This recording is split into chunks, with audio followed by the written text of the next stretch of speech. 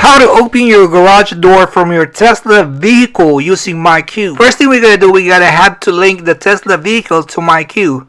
To be able to do that, you got to have your MyQ app that is working fine. You can close your garage door from here and then you can open them up.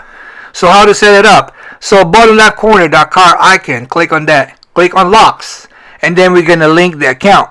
So the QR code going to pop up. You're going to scan that QR code and then you're going to log into your account, to your MyQ account. Once you log in, open garage door going to pop up and you can open them up from here.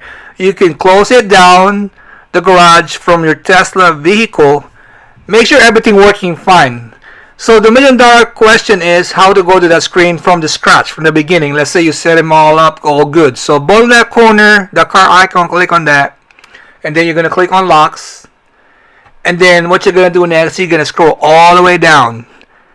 Okay, look for settings. Click on that.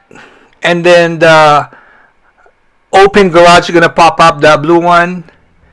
Click on that and voila. It works like magic.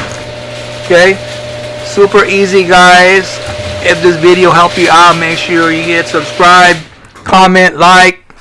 Anything you want to add, get on it.